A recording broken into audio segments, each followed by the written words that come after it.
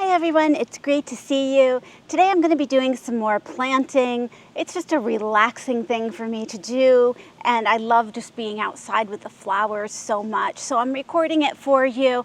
I'd love for you to put down in the comments any particular videos that you would like to see in the future. In the meantime, I'll keep planting up pretty flowers.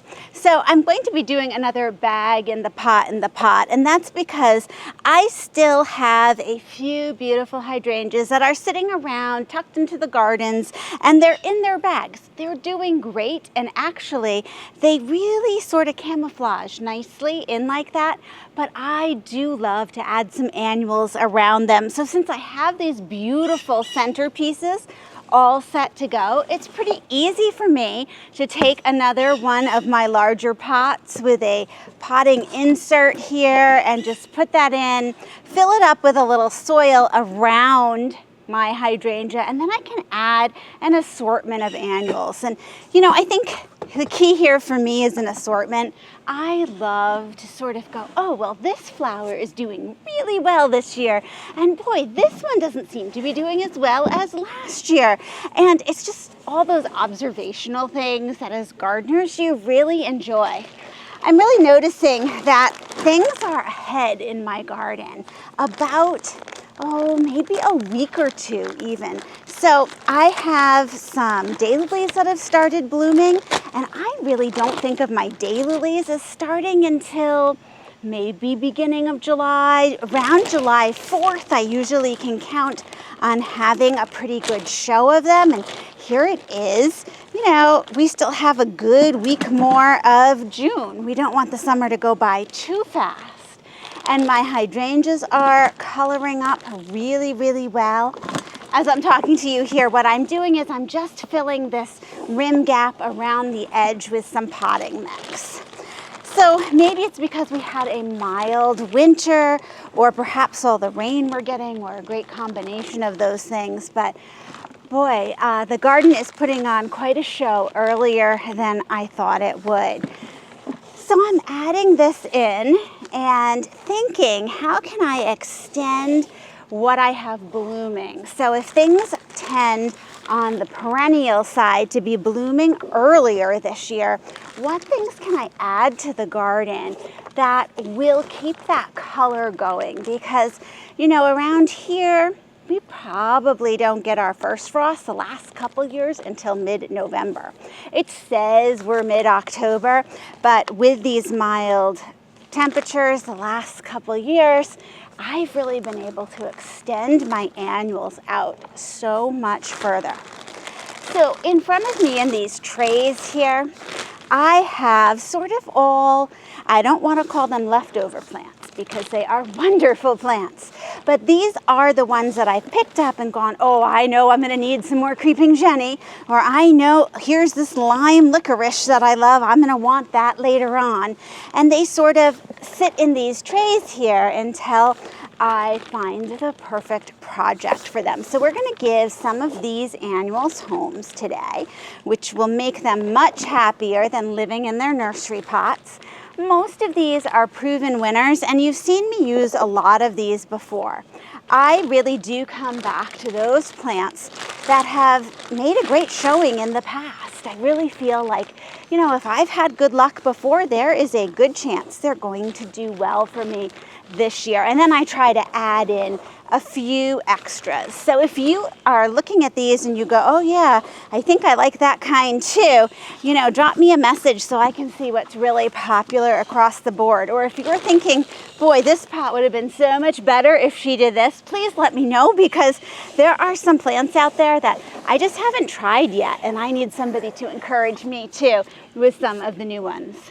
So for this planter, I am going to do an exact replica of one that I did 2 years ago. One that I think has to be my all-time favorite pot. So in this pot, I had this beautiful Superbena Cherryburst.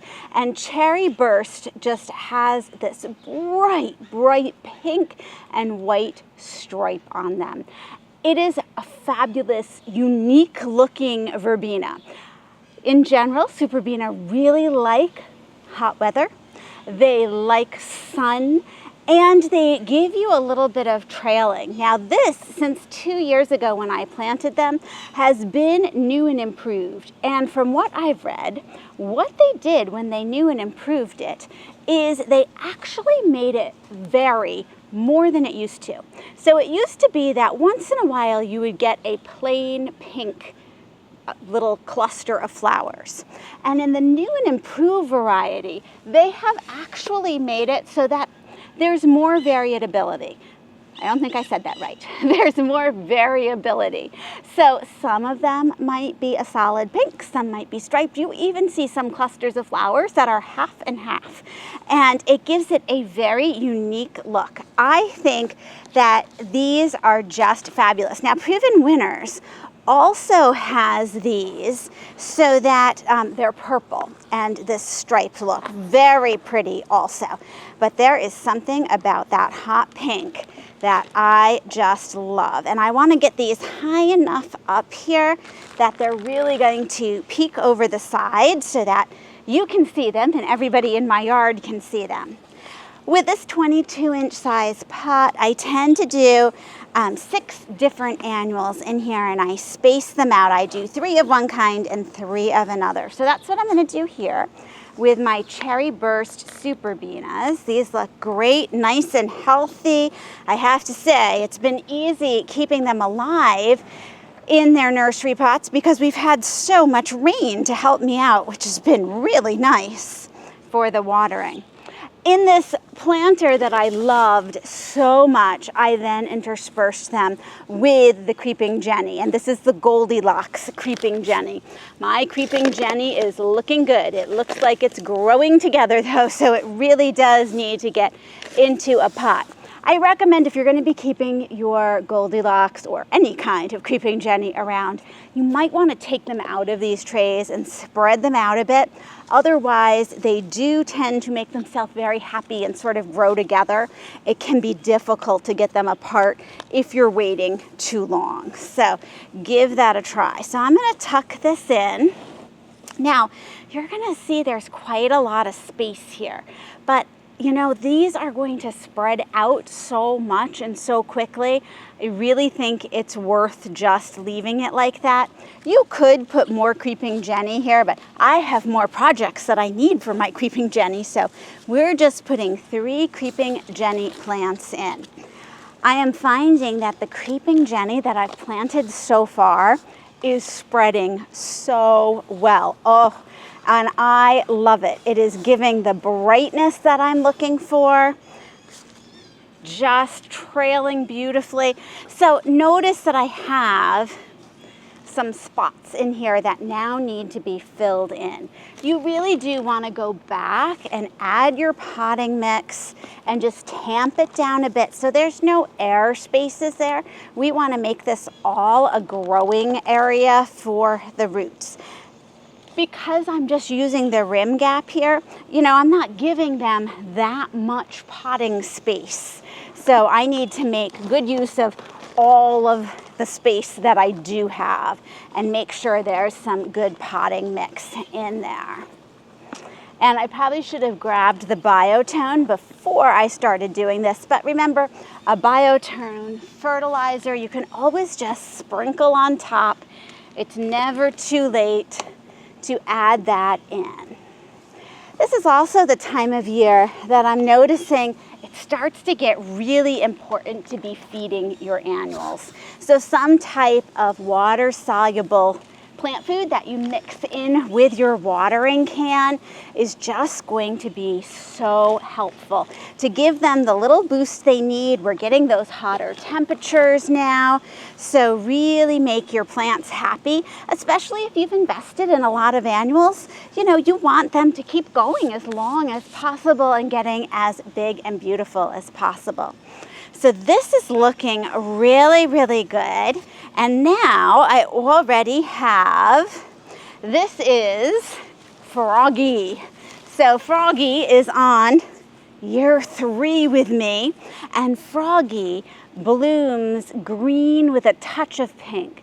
and it has kind of speckles on the flower petals that look like frog skin. It is a very unique hydrangea, so it's a good one to showcase here, and I can just slide that in and tuck in the handles. Okay, I'm gonna turn it just a bit so that this branch is sticking out in between. I think that looks good. And now let me step back so I can see what else we need.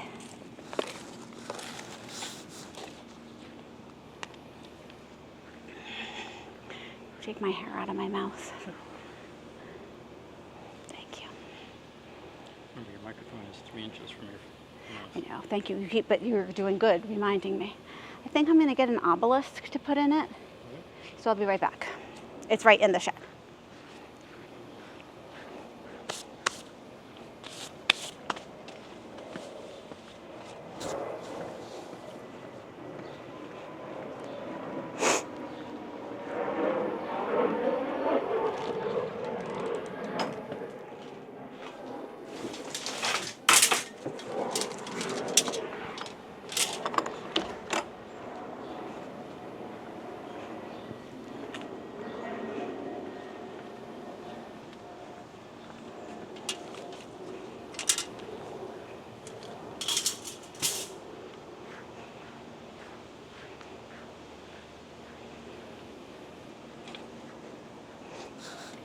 So I stepped back. I love it, but I remembered I had a couple of these, I don't know what it's not really an obelisk, but it's a sphere shape plant support, we'll call it.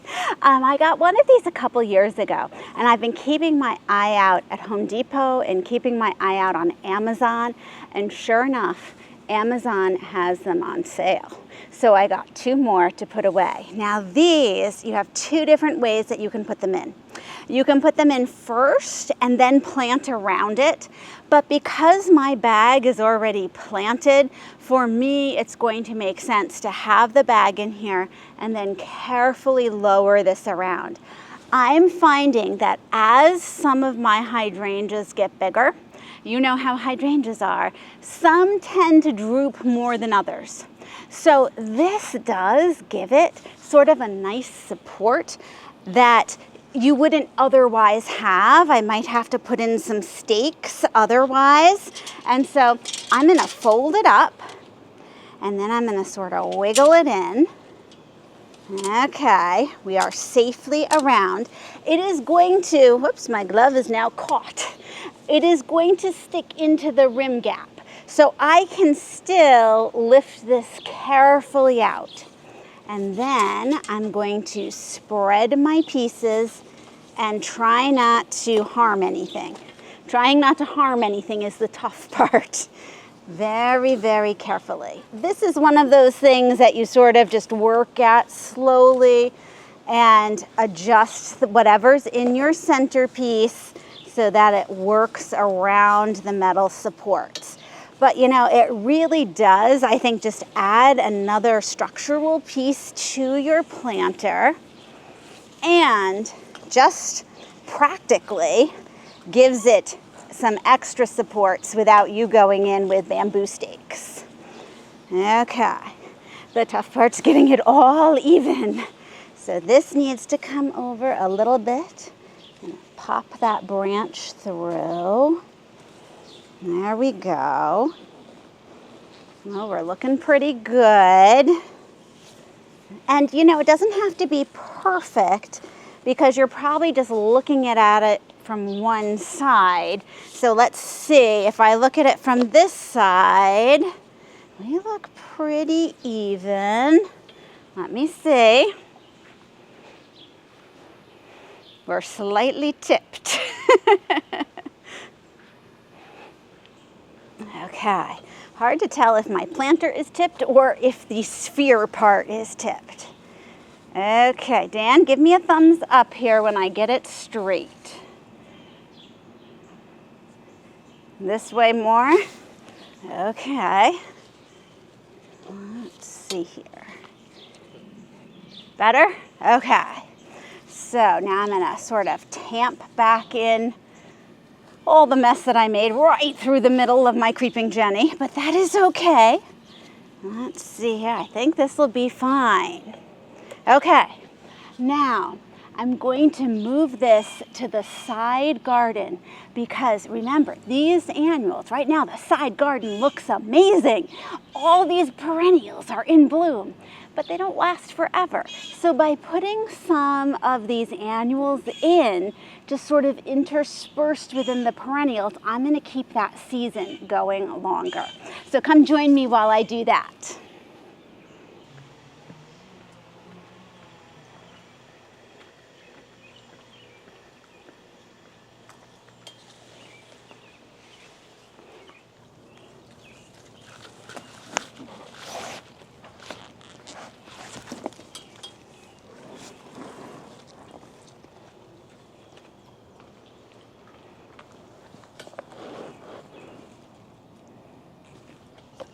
I need a brick. Okay. Oh, my garden has really filled in a lot. It's a lot harder to maneuver around here. I used to have a giant rhubarb plant here, and I have a neighbor who's actually going to take that for me. I found that I didn't really use the rhubarb. It reminded me of my grandma. I love that, but it deserves to be with someone who's going to be cooking a lot, and I'm not going to be. So I took the giant rhubarb plant out, and now this is a nice place to put a planter until I find something that I think would be better suited. Now the ground is a little uneven, so I'm just going to level it off with some of these pot feet. The nice thing with pot feet is you can sort of add as many as you need. Oh, I think that's looking good. Yes, and now it can fill in. I like how the Superbena here is almost the same sort of reddish pink color as those hydrangeas. So that will be a nice mix. This is one of my favorite spots in the garden right now. With all the daylilies coming into bloom, the hydrangea, I just want to walk back up and down the pathway here. So here we have a good addition to fill in this spot for now. We'll have the trailers, we'll have Froggie come into bloom, and I'll keep you posted on how it goes. Thanks so much for joining me, and I'll see you in the next video.